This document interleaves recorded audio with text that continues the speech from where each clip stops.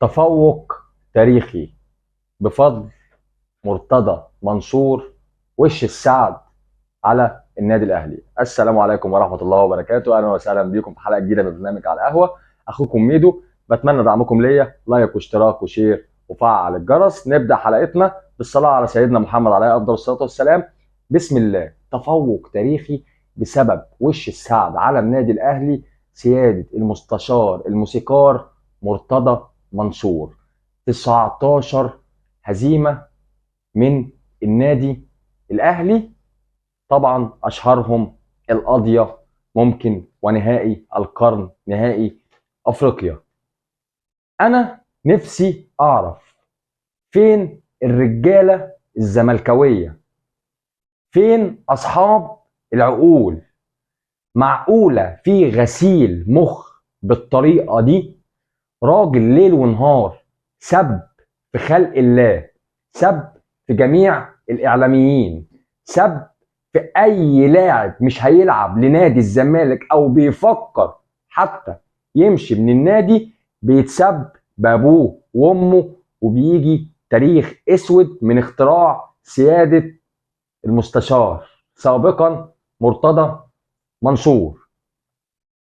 طلع قال على لعيبة في النادي بتشرب مخدرات، حتى لو بيشربوا مخدرات. طلع قال على لعيبة مشيت من النادي ونادي تاني اشتراهم، ده كانوا بيجوا بشبشب زنوبة. ملحوظة صغيرة: 95% من لاعبين كرة القدم بالبلدي كده ما كانوش لاقيين ياكلوا على باب الله. ربك بيدي مهارة او بيدي موهبة لكل واحد، حداد، سمكري، سباك، حلاق، ايا كان، كلنا على باب الله. فزي ما الحلاق عنده موهبة الحلاقة، ما هو الحلاق برضه على باب الله مش لاقي يعمل حاجة، فتح صالون حلاقة او اشتغل صنايعي. هكذا اللاعب ربك مديله موهبة المهارة، اللعب، لعب الكورة، ففتح له باب رزق. فما فيش لعيب كورة بنسبة 95% كان معاه فلوس إلا لما اجتهد وادى في الملعب علشان يبقى معاه فلوس ويبقى نجم وصاحب ملايين. اللهم لا حسد، دي أرزاق. فهتيجي تقول شبشب زنوبة ما كانش لاقي ياكل، كان بيجي بتوك توك، الكلام ده كله ما بينقصش من راجل، ما بينقصش غير من شخصك. ان انت تطلع تقول لعيب كان جاي بشبشب زنوبه، فده ما بينقصش غير من شخصك، وبيدل على التربيه والنشأة اللي انت نشأتها، والمشكله ان انت بتحاول توصلها لاعضائك وجماهيرك. النهارده امام عاشور في النادي الاهلي علشان يعمل فيديو تقديمه لجمهور النادي الاهلي. طبعا كلنا عارفين ان سياده المستشار طلع قال امام عاشور وكان بيجي بشبشب زنوبه. اولا يا سياده المستشار، انت استفدت من ورا امام عاشور ب 2 مليون و750 الف يورو وبعته. طب ايه المطلوب تاني؟ انت كسبت. سيبك ان عقودك ممكن يكون فيها ثغرات، ان انت ما حطيتش نسبه من اعاده البيع والقصه دي. انت بعت لاعب ايا كان وجهته القادمه فين، دي مش بتاعتك. طب ما عرضتش ليه؟ اللاعب تقريبا بقاله 6 شهور. طب ما عرضتش ليه ان انت تشتريه؟ اولا خزينه الزمالك خاويه ولا يستطيع شراء لاعب حتى ب 2 مليون دولار. فحضرتك مش معنى ان لعيب خرج من الزمالك يبقى لازم يرجع الزمالك. مفيش الكلام ده، مفيش الكلام ده. مش عشان امام جه الاهلي او غيره. القصه كلها عرض وطلب. اللعيبه اللي جت زمان من نادي الاسماعيلي وبيتقال لغايه النهارده ده الاهلي خد الدوري وخد البطولات بلاعبي النادي الاسماعيلي، ده كلام عالي تماما من الصحه. اي لاعب الاهلي جابه وارتدى التيشيرت الاحمر بقى لاعب اهلاوي. مفيش نادي بيضرب حد على ايده عشان يجي. ثانيا 95% من اللاعبين في مصر وداخل القاره الافريقيه يتمنوا ارتداء تيشيرت النادي الاهلي. اولا عارف يا سياده المستشار يعني ايه تيشيرت النادي الاهلي؟ يعني شهره، بطولات، يعني فلوس، يعني مجد، يعني تاريخ، يعني مبادئ، يعني حاجات كتيره جدا. ف 95% من لاعبي قاره افريقيا يتمنوا اللعب للنادي الاهلي. سياده المستشار انت خدت حكم بعزلك لتاني مره، مش عارف ليه وزاره الشباب والرياضه او الحكومه او الدوله واقفه ورا واحد ليل ونهار بيشتم في الخلق ومبهدل الدنيا. بمعنى ايه؟ الحكومه تقدم طعن على قرار عزل المستشار مرتضى منصور. طب اهو الطعن اترفض، شكلك ايه؟ بعيدا عن الانتماءات اهلي او زمالك، راجل غلط. امام عاشور جه رسميا النادي الاهلي وخد بما فيه الكفايه من الشتيمه.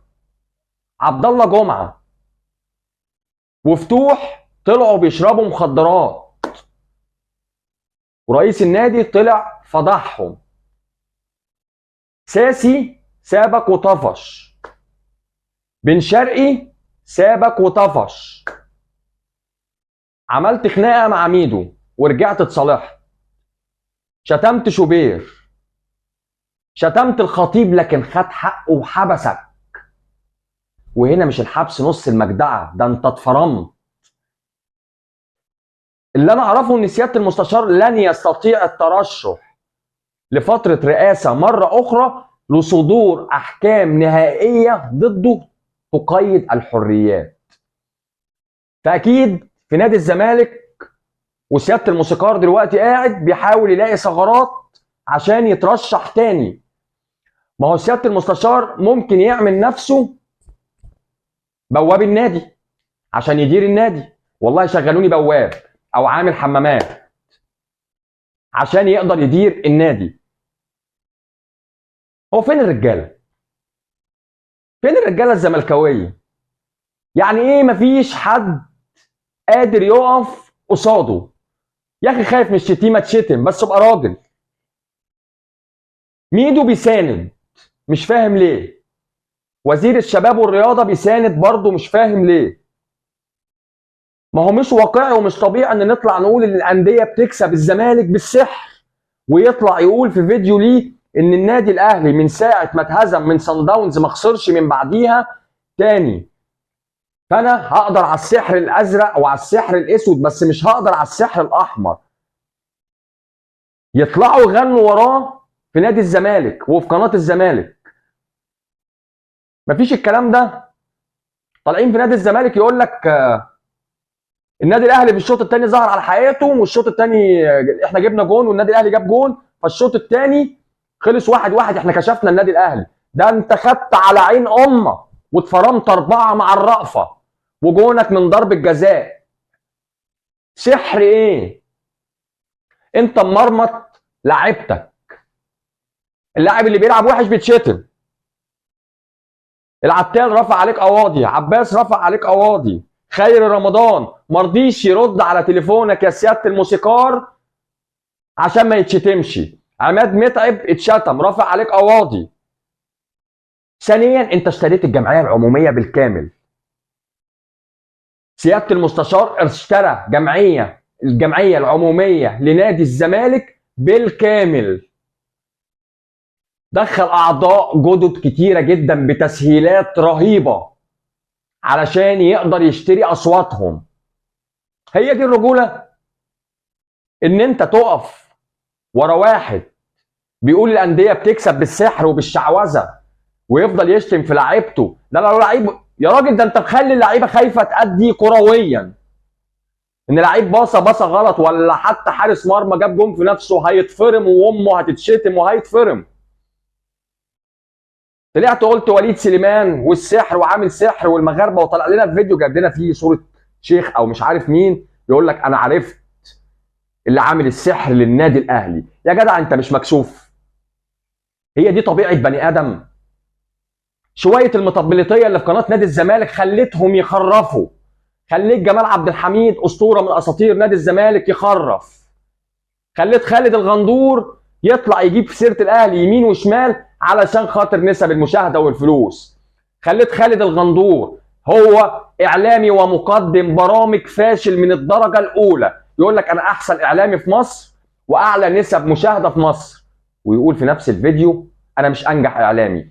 انت اعلى نسب مشاهده لان 95% الاهلاويه بيتفرجوا عليك علشان يضحكوا لان انت كوميدي.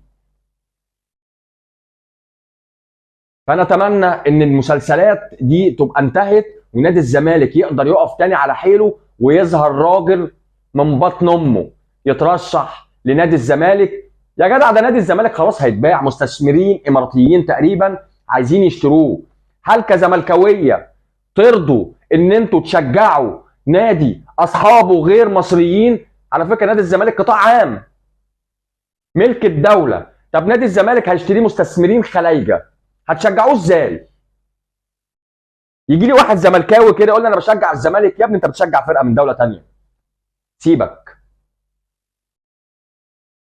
وصلت النادي الزمالك للحضيض، ما معكش تشتري لاعب، فضلت تقول هجيب امام عاشور وهجيب بن شرقي وهجيب ساسي وهجيب، كلها صفقات وهميه وصفقات سوشيال ميديا. حتى مصطفى فتحي طلعوا على قناه نادي الزمالك بيقولوا ان هو رافض يجدد مع بيراميدز ورافض يروح للنادي الاهلي وراجع الزمالك. والله انت كذاب. مصطفى فتحي يا اما هيكمل في بيراميدز يا اما هيجي النادي الاهلي. اللعيبه خايفه تروح نادي الزمالك، خليت اللعيبه فتوح بيلعب من غير نفس. ما عندكش غير مطبلاتي اسمه شيكابالا اللي هو اسطوره من اساطير نادي الزمالك، عشان بيطبل لك. مفيش الكلام ده. الاهلي بيستعد بالملاقات المقاولين النهارده، والله ما عارفين نتكلم في الكوره، ما عارفين نتكلم في الكوره. خليت الواحد يخرج عن شعوره. انت اصلا انا مش فاهم، انت مالكش كلام في الكوره ولا تصلح لرئاسه مركز شباب. بتقول انا جبت 2 دوري وبتاع، اللعيبه اللي جابتهم.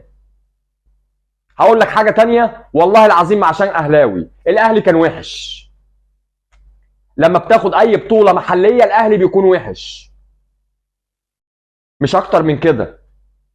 نادي الزمالك عاوز رئيس نادي وتد، ما يطلعش يقول الانديه بتكسب بالسحر وعاملين لي سحر وجايبين شيخ والعارضه اتحركت واحنا ما شفناش الجون اللي جه في نادي الوداد، الجن اللي جابه. يا جدع انت مش طبيعي. بتمنى التوفيق للزمالك في المرحله القادمه ويبقوا رجاله، والراجل ده لو شاف اي ثغره انه يرشح نفسه محدش يرشحه. هاتوا ذكر، هاتوا زملكاوي، هاتوا مستثمر مصري. روح يا شيخ منك لله.